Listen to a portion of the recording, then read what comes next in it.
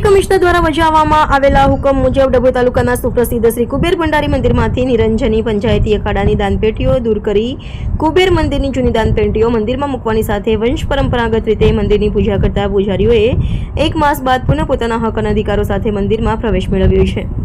ડભોઈ તાલુકાના નર્મદા કિનારાના તીર્થક્ષેત્ર કરનાળીમાં આવેલ જગપ્રસિદ્ધ શ્રી કુબેર ભંડારી મહાદેવ મંદિર છેલ્લા 1 માસથી પુનઃ વિવાદના વંટોળમાં આવી છે। મંદિર ટ્રસ્ટી મંડળના અંદરોઅંદરના મતભેદ અને મનભેદની વચ્ચે ગત 28 માર્ચના રોજ અમાસની આગલી રાત્રે મંદિરમાં પરંપરાગત રીતે પૂજા કરતા પૂજારીઓને હાંકી કાઢવામાં આવ્યા હતા, પરંતુ આ વિવાદનો 1 માસના સમયગાળા બાદ પણ કોઈ જ સુખદ નિરાકરણ આવ્યું ન હતું। ત્યારે શનિવારના રોજ ચેરિટી કમિશનર દ્વારા શ્રી કુબેરેશ્વર સોમેશ્વર સંયુક્ત સંસ્થાન ટ્રસ્ટે 686 નંબરનો હુકમ કરવામાં આવતા વિવાદ ચંચળાયો હતો।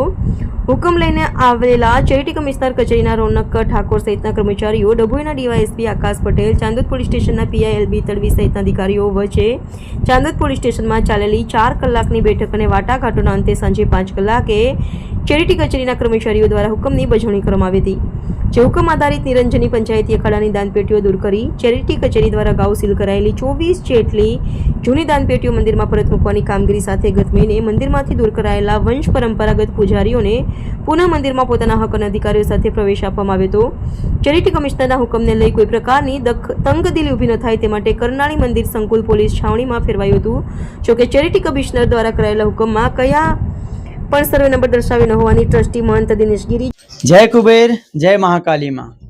आज जो चैरिटी कमिश्नर साहब का जो ऑर्डर आया है उसमें बाकायदा 600 ये जो है उनका ऑर्डर है 686 नंबर का जो है ऑर्डर है, यानी कुबेरेश्वर सोमेश्वर संयुक्त संस्थान ट्रस्ट 686 नंबर का जो ट्रस्ट है जिसका सर्वे नंबर 88 आता है, ये गांव के अंदर है, ये उसका ऑर्डर है।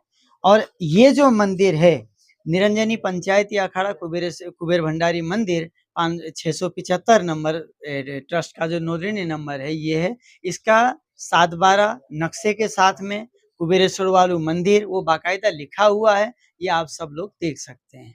और उन्होंने जो भी ऑर्डर किया है वो 686 का ऑर्डर है, वो गांव के अंदर है।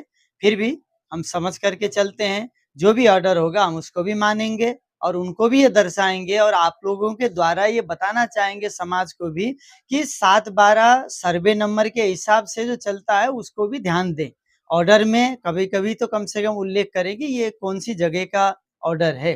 एक मंदिर के अगर 2-3 नाम होते हैं तो दूसरे मंदिर में जाकर के कब्जा नहीं किया जा सकता है, तो ये चीज का ध्यान देंगे। आपने क्या करवाना है तो कैसे पूजा करवा देगी ना, हमने सदंतर जूठू बोले छे। अमने गत 28 तारीखे रात्रे बाउंसरो द्वारा उंचकीने बहार मूकी देवामां आवेल छे अने पछी कोई दिवस प्रवेश मंदिर परिसरमां आजे पण प्रवेश करता रोकेला छे। अमे केवुं अमारे एवुं कहेवुं पड़े कि अमारो दर्शन करवानो तो अधिकार छे अने कोई माणसे छीनवी ना शके अमारी जोडेथी, ए कहीने अमे अंदर आव्या छीए। तो जो एवुं अने बीजुं के धारो के अમને रोकता ना होय तो अमारे कम्प्लेन करवानी जरूर केम पड़ी, चाइल्ड कमिश्नरश्रीए ऑर्डर करवानी जरूर केम पड़ी आ बाबते, अने पोलीसने सूचना आपी छे के भाई अમને पोलीसनुं रक्षण आपो। એટલે આ તો લિટરલી લેન્ડ ગ્રેવિંગ મિલકત પચાઈ પાડવાના બદ ઇરાદાથી કરવામાં આવેલું કૃત્ય છે। મનસ્વીપણે ટ્રસ્ટ ચાલે તે બધા ટ્રસ્ટીઓ ભેગા મળી બહુમતીથી ઠરાવ કરીને નિર્ણય કરે। કોઈ એક જણના મનમાં ફાવ્યું, 2 જણના મનમાં ફાવ્યું એ રીતે કોઈ નિર્ણય ના થાય। આ તો મનસ્વીપણે કરી રહ્યા છે।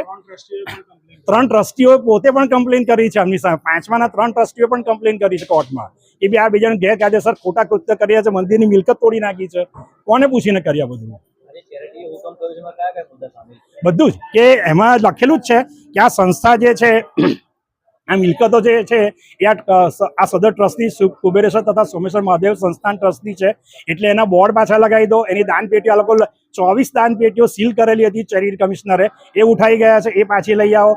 પાવતી બુકો બદલી નાખી છે, QR કોડ બદલી નાખ્યા છે, બધા પાછા કુબેર સંસ્થાનના કરી દો। અને કુબેર સંસ્થાનના પૂજારી જે વંશ પરંપરાના પૂજારી ભાગીદાર છે એમને પૂજા અર્ચના કરતા રોકાવે એવી સ્પષ્ટપણે સૂચના આપવામાં આવી છે।